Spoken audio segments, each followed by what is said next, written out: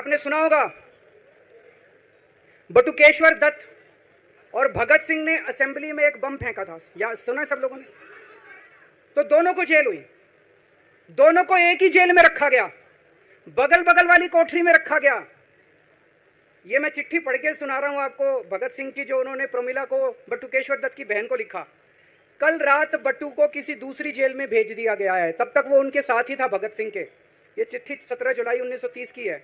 उनकी जुदाई मेरे लिए असहाय हो रही है। भगत सिंह लिख रहे हैं बटुकेश्वर दत्त की बहन को कि बटुकेश्वर दत्त की जुदाई मेरे लिए असहनीय हो रही है। आज पहला दिन है जब मैं अपने को पूरी तरह उद्विग्न पा रहा हूं और मेरे लिए हर मिनट एक बोझ बन गया है। एक मित्र से जुदा होना सचमुच सगे भाई से भी ज्यादा प्रिय थे मेरे को बटुकेश्वर। तो दोनों साथ रहते थे।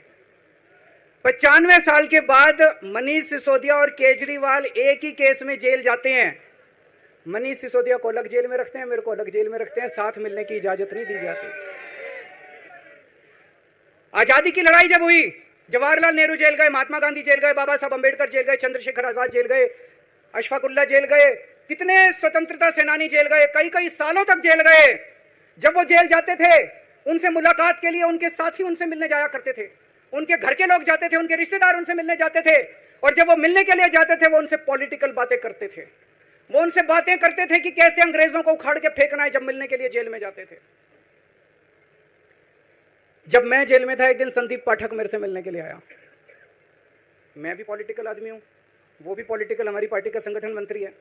आके उसने मेरे से पॉलिटिकल बातें करी। और क्या करता, रोमांटिक बातें थोड़ी करता। तो पॉलिटिकल आदमी वो, पॉलिटिकल आदमी मैं। मैंने उससे पूछा देश में क्या चल रहा है, उसने देश की पॉलिटिकल हालत बताई। मैंने उससे पूछा पार्टी में क्या चल रहा है, उसने संदीप पाठक को ब्लैक लिस्ट कर दिया गया। उसके बाद मेरे से मिलने नहीं दिया गया। भगत सिंह जब फांसी पे चढ़े, उन्होंने सपने में भी नहीं सोचा था कि ऐसा भारत होगा। आज से 95 साल के बाद इस देश के अंदर इतनी क्रूर और अत्याचारी सरकार आएगी कि अंग्रेजों को भी पीछे छोड़ देगी। दोस्तों,